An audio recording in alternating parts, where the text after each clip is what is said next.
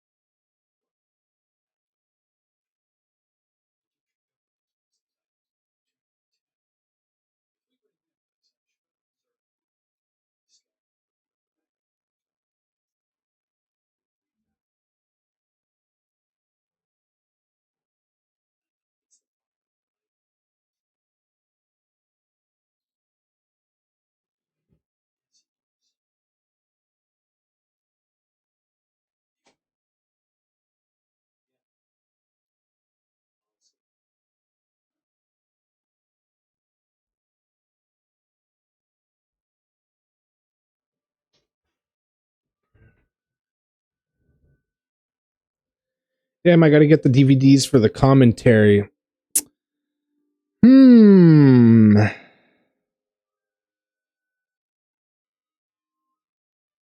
Well,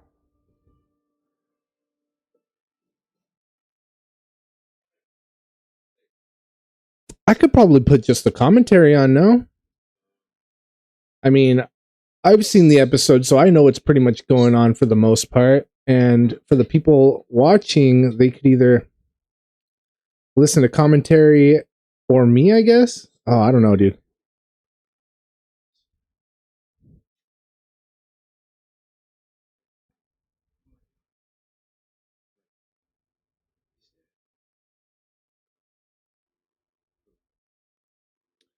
All right, when the intro starts up, I'll switch it over to commentary. And we'll watch a little bit with the commentary.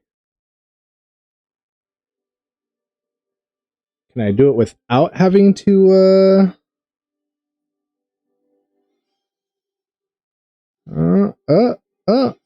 audio English?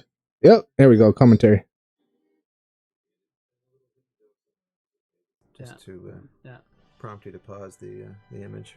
No, this, I just have to interject it. Like this opening thing, this was something that came right from the feature. That's right. Yeah, this is an opening title from the feature, and talked a couple of times over the course of the last couple of seasons about. You should buy the series, bro. It's awesome. It's still my favorite opening, and I'm glad they've left it here.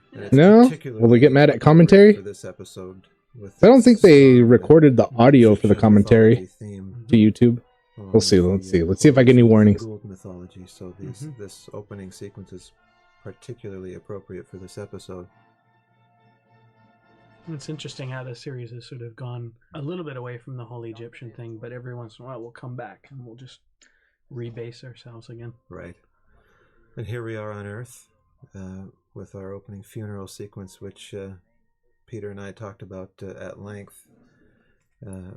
Our original concept for this, which we have actually realized here, we're doing it all in the long lens look. We're hoping for a really bright, sunny day to provide us with a very strong backlit silhouette look, and even in the opening shot, we had decided that it would have been perfectly okay if all the characters in the introduction were completely in silhouette and not even be identified clearly until we were into the coverage. In a later scene, we do see a little bit of that, little evidence of that when the sun actually came out later that afternoon. Right. But during this stuff, no. And I think it works just as well. I really particularly like the long lens feel, especially the opening stuff where the lens is continuously moving. That gives it a little bit more energy. And I mean, a funeral scene is usually one that doesn't have a lot of energy attached to it. Exactly. Oh, it's neat. Some of the effective. backgrounds are almost abstract. They're so out of focus. They're really beautiful. It's an effective look. I really enjoyed this sequence. How was it working with Ben Bass?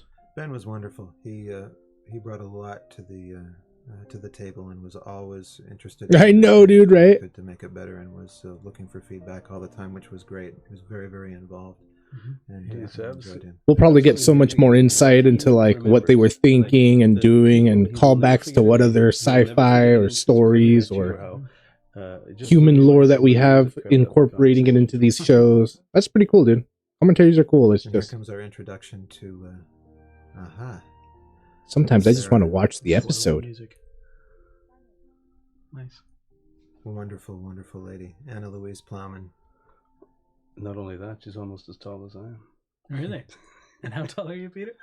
6'4". Hey, that's a tall woman. Very tall, not distractingly so, though. I don't think it. There's one evidence where we see it, particularly as in that two shot. What exactly happened? I mean, the paper I read attributed his death. Oh yeah, the weather up there. Yup. What about someone like Terrell, who's quite short? Did they ever Good have a scene old together? Canada No, weather. they didn't really. I mean, they were never in Vancouver. proximity for it to become an issue, Right. but it certainly could have become one. And we talked about it a little bit before Annie came to Vancouver. Oh, see.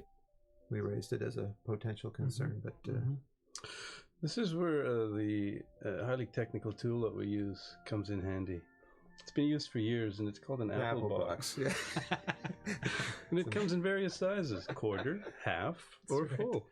Amazing ability to make a short person tall. That's right. That's right. 4 years? 5. What have you been up to? I've been. And this, fortunately, they're walking along a road, and so there was a nice piece of level ground that we could set a nice piece of dolly track, and there was nothing for them to trip over, no gravestones to trip on and stumble across. And we played it in this master shot, as well as doing a little bit of coverage, walking coverage that we just chose not to use.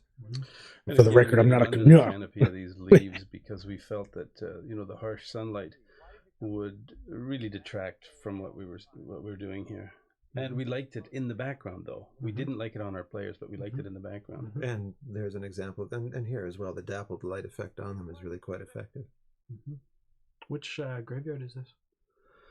Oh. That's the Fraser View graveyard. I think that's what it's called, the Fraser View. On Fraser Street, probably.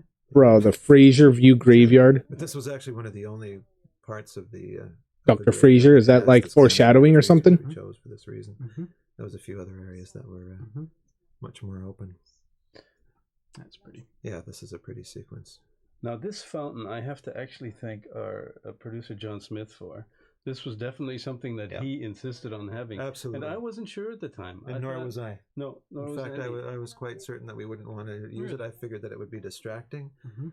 And But he had it, in his cranium that this is what was going to happen here. And, it worked really well. yeah, it was great. It really added a nice element. It's not distracting at all, and it's quite wonderful. A little life. Shadow.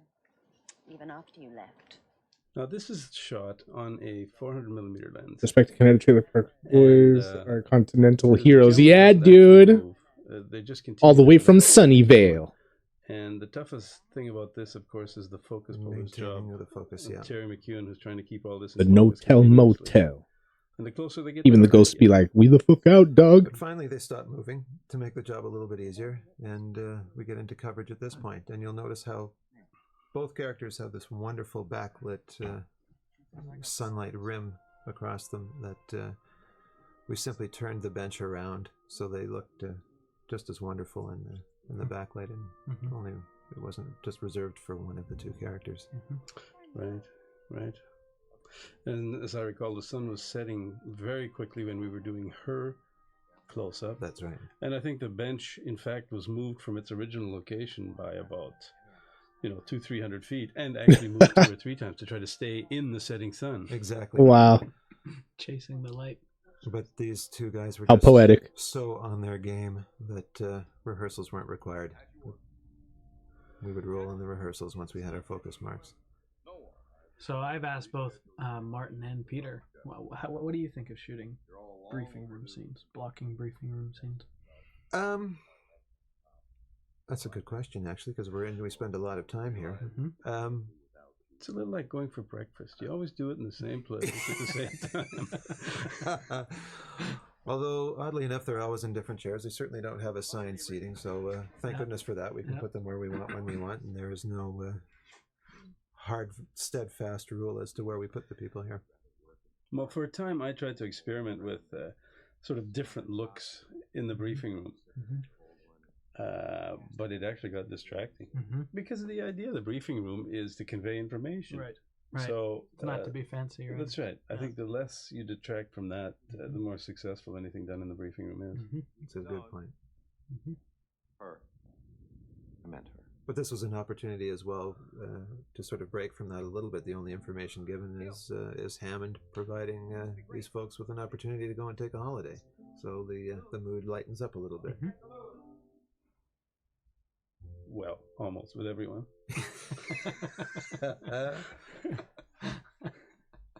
Our first wider perspective of the Maritime Museum room. This stuff is incredible. I only wish we had more time with them. The Egyptian government's made a formal request for their return. We're being desperately The lights or the windows, I should say, that Peter was referring to earlier, providing the majority of the light for this room, which was wonderful, easily controlled. And all those books, we did not dress those. Those were all property of the Maritime Museum, and we just supplemented the dressing with our own. And if you're into any kind of maritime history or facts, it was the most incredible place. Neat. The books were, that's what I was doing. Mm-hmm. I'd sneak down one of the rows of books and I'd be reading, and then It was hard. Yeah, it was hard to resist the temptation. It was just neat. Very cool.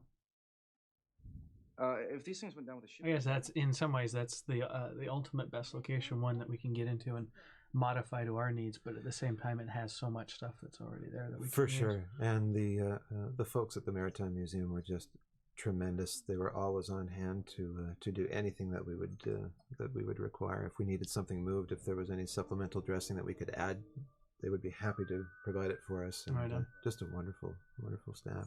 Cool. you sure? Positive. A gold amulet. Daniel, I've got to find it. Yes, she has to find it. This is a nervous moment for herself. Soon we'll find out who she really is. Tilk and shorts. It's great. It's wonderful seeing these guys in civilian clothes, especially Tilk. Mm-hmm. With his Tilk and shorts. Hats he gets to wear. I stand corrected. If there's an emergency back at the base, better plan ahead and tell me now. No, this is not a real elevator. I'm sure everyone knows. This is just a door that closes and nothing else happens. Right behind it. And sometimes we choose not to open the door again after it has been closed.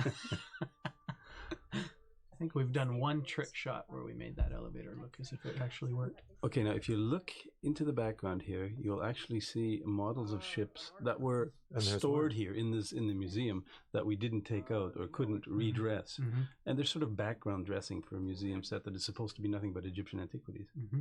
Neat. So that's all real. That's all. Well, not the stuff you see At the very beginning, when we panned the two of them in, those were all our pieces of set dressing, and then it's interspersed with actual artifacts from the museum. Yeah. I'll show you. Just to fill the shelves out. Mm-hmm. Imagine packing everything up, all your props from your movie, and then accidentally packing up some of the actual artifacts from the museum. Here's Lorena trying to reach up. We've Bro. put the prop up to the top shelf so she couldn't reach it, just for a lark. So this space here is similar to the space we were just in a moment ago. Yeah, we just basically turned it around and had her come from. They were basically starting from a wall. Yeah, it's the other side of the shelf. Yeah. I think that's right. Yeah, tricks. That's awesome camera tricks, dude. Back to the basin for the first time. Here's Carter choosing not to go off on vacation, but to do a little bit of extra work on her vintage Indian motorcycle, assisted by Seiler. Mr. Dan Shea. Stunt coordinator. Sergeant Seiler. Siler. It's our guy. Dream talent. Okay. Yup, exactly, dude. Which may not seem out of the ordinary in a museum, granted, but there's something. The set decorators did a fabulous job in this set. It was a monumental task. Kind of like the Wormhole Extreme episode where they end up with the actual piece of alien technology in the props, with all the props. Here we are at the famous Murdo Fraser cabin. The cloaking device for his actual ship in Wormhole Extreme. That's about 6 inches deep. We had to stage the sequence in this little dock. We originally had conceived it as being in a fishing boat. Uh-huh. But we were not allowed to actually go into the water or make contact with the water in any way, shape, or form, with the exception of at least throwing in the fishing line. Why is that? Wow. The habitat, fish habitat, they didn't want to... Well, it's stocked. And there was also turtles in that habitat. That's right. And that's what their main concern was, which are not native or anything, but... And I believe it was still water as well. It wasn't creek fed or anything, so there was other opportunities. This is hilarious. So we ended up just arming out with a crane. That's what gave us the ability to get the camera. Feel as if we were in the water, yeah. Exactly. Yeah. These guys had a lot of fun with this scene. This was a great one. What? What? Both of them could be comedy stars, I'll tell you. I know. They Absolutely. could easily do comedy. I know. For sure. They're great. It was literally, okay, guys, here's your stage. Have some fun. The camera will be over here. Away you go. That's so cool, dude. We have caught nothing. We are fishing. Yeah, dude. This was the first shot of the episode. Mm-hmm. You remember that? I remember that. Nice. First setup, first scene, first day. Banished to oblivion. Right. Okay. We were considering actually at one time having the full mosquito netting over Chris's face. We thought that would be quite a lot of fun. Yeah. No, thanks. I think I can take it from here. Are you certain? Bro, Give me that. I love that. The greens department did a considerable Yeah, work dude. on this cabin as well. Because it's a very manicured space, and we had to, bring some old Fisherman bucket hat. pieces of bramble and moss and such and the little pine tree behind O'Neill. So is this cabin is what is this cabin? Is it a fishery or a? Well, it's run by the Greater Vancouver Regional District, I see. believe. Okay. So it's a park. It's part of the park. That's right. It's part of the park system. Access in the afterlife. And it's like the park keeper. His residence, actually. Yeah, that's right. According to the record of the original expedition, no sarcophagus was found. And this set back at the at our main SGC complex is changes from the Daniels lab, which it is dressed for right now. It also can become Carter's lab and an operating observation room as well, just with the movement of dressing and moving of walls. Right. Not to mention some lighting tricks. Not to mention a few lighting tricks with Peters, of course. I mean, that must be the trick, is to keep, each time we come into these rooms, try and keep them fresh, either with light or something that doesn't stand out but is unique enough that it isn't sort of by rote, Yeah. like playing that light up from in below Daniel. And Yeah, we do try to change that continuously. I mean, there's a basic, lighting setup that we use for each of these rooms because they do reoccur, and there has to be some familiarity once you enter these rooms. But throughout each scene, you do try to work with the scene and the content of the scene a little bit. Very effective. Some stock footage of Chicago. Originally, we were going to have it as Boston, but we decided to play it a little bit closer to Colorado for the time frame with the amount of traveling that Daniel was doing, going back and forth. This is a neat sequence. Yeah, this is a fun sequence. The last scene with O'Neill? Chose to go hand just to create a little tension. I'm not too sure. I don't remember. The room in the background is actually the doctor's office, which we've been in many times previously in the scene. In this episode, I should say. And although it looks like the only light here is the flashlight, Yeah, I don't remember the ending. I just remember the ending of the spaceship taking off. You know, the predominant lighting source is that flashlight. The Elkesh, the Elkesh spaceship. We tried to make it look as if it was. Well, what I love is your use of, which we'll see much clearer as we go on, is your creative use of reflective pie plates that Peter had positioned at various places along the corridors to. End of season 8, it was 100. Oh yeah. When they altered the timeline, and the light they bounce back is round. They altered the timeline so he could actually do what he was doing a minute ago with his buddy, that bucket hat. Expedition. There's something missing. There's nothing missing. A canopic jar with some hieroglyphs. I think the episode was called Mobius. These two are wonderful. It was a part 1 and part 2. They really spent time working the scene, and know what a Mobius strip is? Rehearse things over and over until it felt right for everybody. Must be tough for guest stars to come in, drop into a show. Absolutely. So much continuity that they have to immediately fit into. This is that scene where you see the light reflecting back on the players, and it's Michael Shanks actually doing his own lighting with the flashlight at times, and picking his moments when it would reflect back on him. Yeah, buddy. A continuous light. And so he's actually with that flashlight hitting those hidden pie plates, providing the light for himself, which is. Here's my hand doing this insert of turning the lights on. Look, I don't want to get into this with you right now, but you need my help. Why you think there might And this is kind of interesting, this coming up with the light effect from the bars. Bro. Quite by accident. Got her. Actually, because we couldn't get the elevator to work. We had originally conceived of having the doors open, the slatted doors open to see her more clearly. Right. Yep. But it ended up being quite effective with the rails down. It also appears as if the seal has been damaged. That's a great looking image with that strong blue light that you put inside that device. Yeah, complete license. Absolutely. I don't think there's any machine that actually looks or does anything like that. Of course. What is that device again? But it looked like it needed to scan with blue light.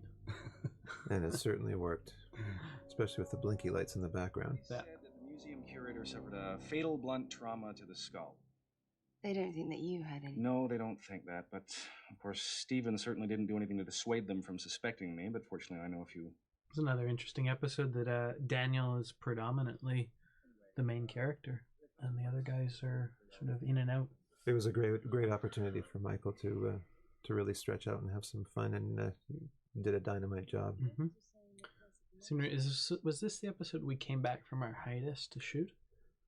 Yes, that's correct. Yeah, this is right after our hiatus, exactly. Yeah. I want to know more about that hiatus you guys had. And Anna Louise was cast basically off of videotape, being that she came from out of Canada. Didn't have the opportunity to meet with her in person prior to her arriving, but when we looked at her tape, she was immediately the person we wanted for the episode. She does a really nice job. No, they're not. And the dynamic between the two of them was fabulous. They hit it off immediately, and that was a great chemistry. This particular scene, Michael's holding the book quite high in his coverage, where we can see the book, and then conspicuously lower for her coverage. So it's a bit of a cheat, but I don't think people are going to notice it too much until they view this commentary. Yep. A little video camera you see on the corner, we were wanting to have a little red blinking light flashing, or even at one time we talked about starting on the eyepiece, like looking right inside the eyepiece viewer of the video camera and coming off of that, but time was a little bit of the essence here, and we chose to move on without it. But in hindsight, I probably should have waited. It would have been a fun element. And we had to yeah, dude, same here. Move. Just as Dr. Fraser was pulling the gold snake out of the jar, because at that point we had to transfer to another snake here, another prosthetic piece that, as you'll see, was filled with all the yummy slimy bits. We should maybe talk about the actual construction of what we're cutting into here, that it is not in fact, biological tissue here at all. Right, exactly. Completely manufactured by our prosthetic house in Los Angeles that we use to manufacture these little critters. So it's all literally pieces of plastic and gelatin and such. Mm-hmm. Everything's been wiped clean. Some nice playback by Mr. McBean, Neil McBean. Yep. Shot by Andy Wilson. As soon as we rushed over to another portion of this building to do other scenes, we would leave Andy behind to pick up a few inserts. At regular intervals, it scours the database looking for two. Typically done usually quite a bit after the fact as a second unit, but we were able to pick up a lot of these right here on the set on the day. Values replicate through the network. Michael getting a little overwhelmed with the technobabble, a little reminiscent of Carter. That's right. The professor received one message on the night he died. Well, I'm guessing he never got around to reading it. That's the results of the carbon dating analysis done in the... Again, it's interesting because a lot of the time Stargate is a show about action or a show about exploration or adventure, and this is much more of a mystery and much more of a piece it together step by step, very sort of contemplative in a way. Absolutely. And it was nice. It was a very refreshing step for us to take. I enjoyed it thoroughly. This is exactly the evidence you've been looking for. Completely validates your... Hallowed are the Ori. On Earth, which is something that doesn't happen very often on a Stargate. No, and it's sort of the slow unfolding. A contemporary murder mystery. Yeah, there you go. Dr. Jordan wasn't the only one to get these results.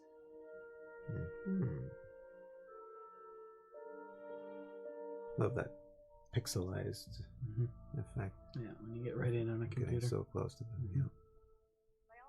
That's one thing that we always try to do. I think I've mentioned it before, trying to tread the line finely between making playback that's too real so that it doesn't explain anything, so you don't understand what it is, but on the other hand, making it real enough to look as if it could really sort of fit into the place that it's supposed to be. Now, we should talk a little about this. This is a scene that takes place in the briefing room, and what those computer images are actually being rear projected onto a screen that we have where we normally have a star map, sort of a plexiglass star map in General Hammond's office. Yep, that's right. We choose to use both without explaining how one gets in or the other gets out. Nice. Right. So far. Yeah. But it's a very effective method of broadcasting this playback. And it's just a simple video projector that's throwing a computer image onto a rear projection screen. But I love this where it's providing the full background for Fraser's shot, right, in its entirety. More stock footage. I remember the original staging for this, Peter. Remember, we wanted to have Daniel down lower, but further along the aisle and look through a lot of the foreground elements and cross and dolly left as she was approaching, but we couldn't do it because of the rails that were on the floor, that were embedded into the floor in order to support these shelf uprights. So we restaged it with Michael being up top on the shelf and coming down a small ladder, which worked fine. Yeah. So what's it like? Did you know that before going in, or did you find that out just as you were about to set up the Well, show? we sort of, we knew it. I'd certainly tripped over them a dozen times on the survey, but I didn't put two and two together that it would become an issue to put dolly track over it. What's it like, that pressure of, okay, here's the shot, this is what we want to do, having that plan, and then realizing, oh no. The staging wasn't really so critical. It was just a place to start, and it just looked good, and it was just nice to see Michael was the Daniel character was actually scanning using his Gould detector device, looking for other potential artifacts, and so I just wanted to try to be able to show that clearly off the top, and just by putting him up on the top of the ladder worked just as well. Yeah, great. It was fine. I just always love that moment where a plan doesn't work and everyone stops and they all look at you. But that's the process. That's how it goes all the time. I think if you go in there with a preconceived notion and you're not able to, adjust that notion, you're in big trouble. Yeah. Big trouble. Yeah. You've got to be light on your feet. Yeah.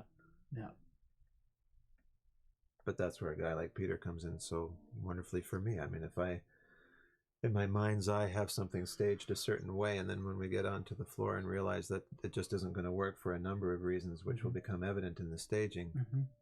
I just go, you don't want to do that. That's right. This looks awful. Put him over here. Well, this is your second episode of Stargate, right? That's correct, yeah. What's the difference between being a director on Stargate and being a production manager on Stargate? Oh my gosh. About 180 degrees. Yeah. But having done a lot of the second units over the years, and originally working as a first assistant director, I spent lots of time on set, and you know, it's always something that I've wanted to do, and Stargate's provided me with a wonderful opportunity of doing it. And plus, when you're in the 11th hour and you want to go into overtime, you don't have to ask anybody's permission. Well, you have a tendency to, it's impossible to get rid of that other hat, let me tell you. You're constantly aware. I'll bet. That particular sequence was a fun one as well, and one of the things I wanted to do was on her last single, as we were approaching the end of the scene, when she had turned back to Daniel, and I was almost afraid to mention it, was I wanted to be on her and then dolly back as she delivered her last line into and over of Michael. And it was something that I was really uncomfortable with and didn't know if it was working, was actually afraid to talk about it because I thought it was nuts. I thought it was much more effective after the fact, just to jump back for a little tableau. But now watching it back, it would have been great. Gosh, it would have been a and just keep going. Damn. Stuck with my instincts, and kept going. Sure. Next time we shoot this episode, I'll do it. So you're redirecting every single time you watch this show. Driving home at the end of the day, each and every day I would have no recollection of the drive. In fact, there was a few times where I missed my exit, and wow, how did I just get home? Yeah, you completely replay the entire day, as Peter can attest. He's a director himself and knows very well. But it's not like that now. I've woken up in other beds. Let's not go there right now. This worked well, just to do a quick handoff to handoff. The dialogue lent itself to keeping it quite simple and just handing off from one to the other. We don't do that very often, and it was a little bit of a risk. I was feeling a little nervous about doing that, but I'm glad we did it. I have to say that one of the other unusual things about the show is we have yet to have one visual effect, I think. So far, that's a good point, yeah. Which is Never noticed that until now. Completely unusual. Every other scene, it seems, has a visual effect of some sort or another in it. It's kind of refreshing in its own way. He boarded a flight to Cairo 4 hours ago. He could be headed back to the temple in Egypt where the jars. It's kind of funny when we were staging this scene. While the Fraser Hammond stuff is going on, we have the cutaways back to Daniel and Carter, who really didn't have very much to do other than play with these little darts that were just made, so it was kind of an awkward moment for them. Oh, this is fun. This was great. And it was fun for the guys in the Jeep, too. Yeah, Michael the Madman tossing these guys out. It's actually a lot faster than it looks. This is our real guys. There's no stunt doubles. There's no stunters inside this vehicle whatsoever. And this was eventually after the 4 hours after the fuel pump of this Jeep went. Well, it's an ancient relic itself. It is. An ancient English relic, I think. But this is what they would use if they went to Egypt. We should talk about where it was shot as well. It was shot in the Richmond sand dunes, a very, very small but very appropriate and wonderful location that gives us a little slice of desert. I have to tell them how this was done. This was done in a circle. These guys just kept driving in a circle. In a circle, wow. Right. There's our first visual effect out on that painting. By Mr. Kent Matheson. And here we are now at our Norco studio facility, which we shot this sequence, second unit, the same day that we had shot the previous sequence out at the sand dunes. And given the problems that we had with the Jeep, the 4-hour delay, this ended up being an excruciatingly long day. And this was the last sequence of the day that we shot. It was quite late. Shot it off a crane. Beautiful shot that Peter had the great idea of starting up high without us knowing really clearly where we were off the top. Yeah, this is inside. This is all inside the studio. And now Norco, the reference to Norco is this used to be an old bicycle distribution center, I believe. Right. That's right.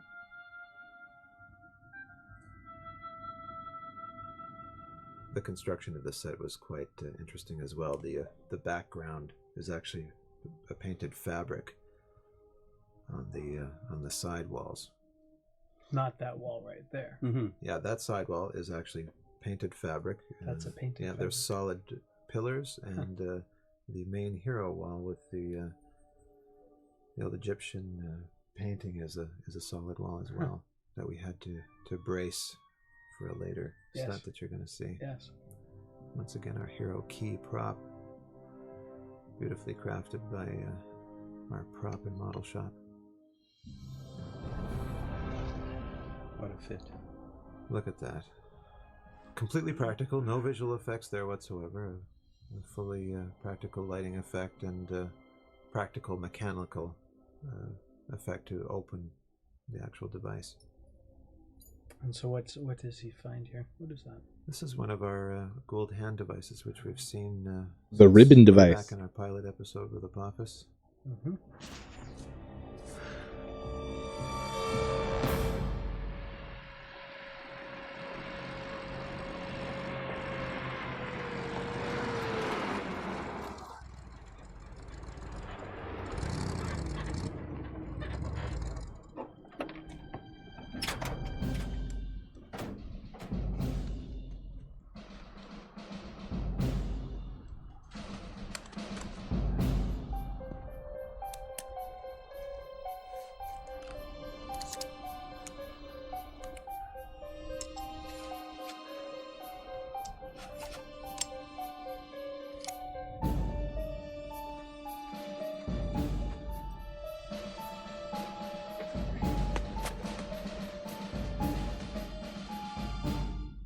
Look at this, I love this shot.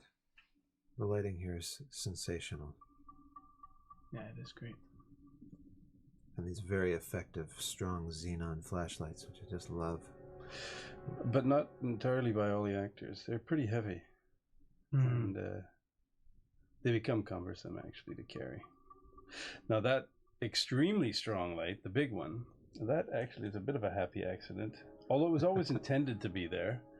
When we finally mounted and rigged it up there in the ceiling, it never got to exactly where we wanted it to get, and that's what we had to live with. Oh, right. But what we had to live with wasn't so bad. It was quite cool. It was very effective, and as you'll see, we used it to its advantage, as you'll see here shortly. Yeah. Of course, there's no justification for it or any reason for it being there. But it's quite okay. I think it is. We don't know how deep we really are in this this little tomb environment we're in. Sorry. I love the echo effect on the voice. Just take it easy, okay? I need you to hold still. It's okay, she's a friend. What about the jar? Huh? The Osiris jar, did you open it? No.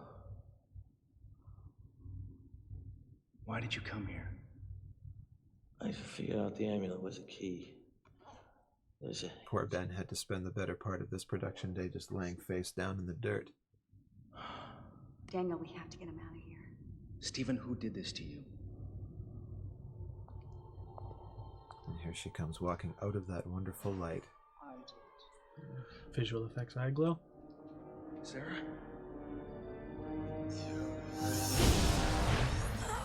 We used stunt doubles to ratchet these guys against this back wall. Surely they would be killed. Bro.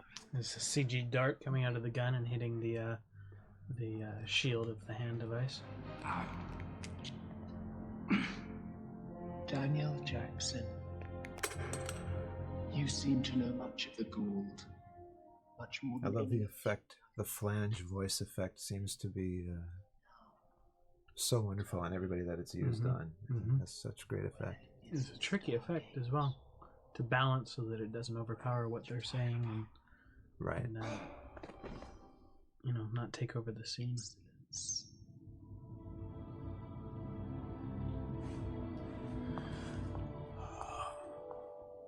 Her little walkabout out into this light is also just a beautiful, beautiful sequence. Where is my brother Sitesh?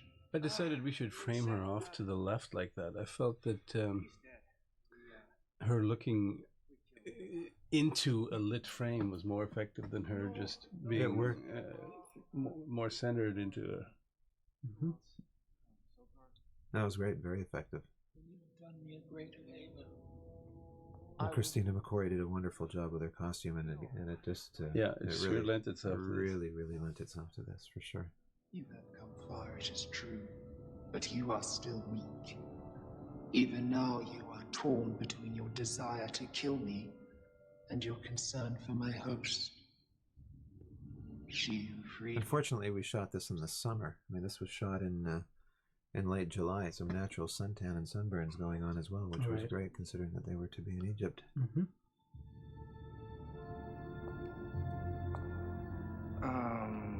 She was trapped like you. We have the jar. This is a character I really hope we see again. Well, she's been mentioned again this year, hasn't she? And, yeah.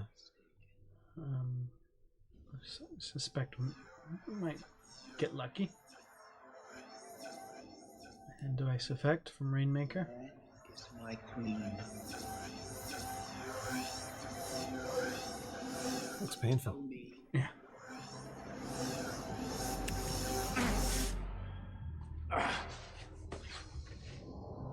What is this? What have you We done? put a very small pad underneath her costume, just Right. a little piece of dense foam, high density foam, and stuck that in there so she could pull it out and But we actually continue the sequence. We don't actually see it get put in. It's sort No. of hidden in cuts. Which is good.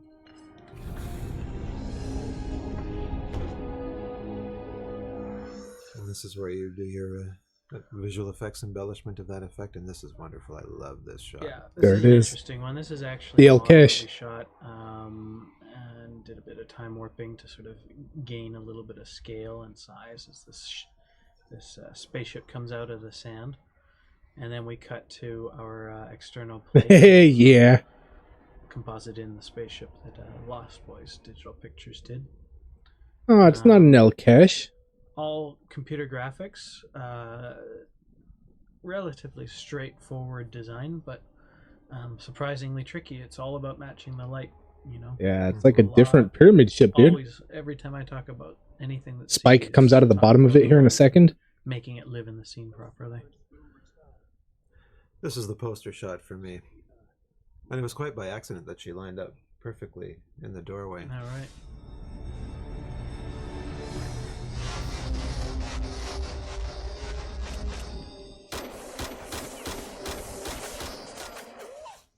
The ring effect, which we've seen many times in Stargate over the years. Sure have. Love it. Up she goes to the Shadows spaceship. and all. It's great. Should make That Spike give credit to Michelle Cummins. Also, she was the visual effects supervisor actually on this particular episode. Yeah. So Yeah, she was terrific. yeah, worked really hard to get all these shots done. Oh, yeah. I think I'm getting used to that thing. Where's Osiris? Gone. Steven? If we get him out of here right now, I think I'll make it. Then we are back to the 3-shot. Leave lots of space between those, will you, so they can cut them out?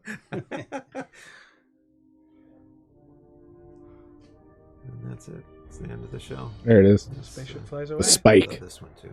Yeah. The Lens flare, yeah. Gotta love the lens flares. It's funny how Lens we flares are spend so much great time for on effect. set cutting Trying to get lens rid of them. flares, and the first thing we do in That's visual it. effects is slap them in. Put 'em right Mm, back bro, in. that's so funny. So there you go. Wonderful. The Curse. Thanks, Andy. Episode 14 of season number 4. Thanks for coming, fellas. Woo! And thanks for everybody that participated in this episode. Hell yeah.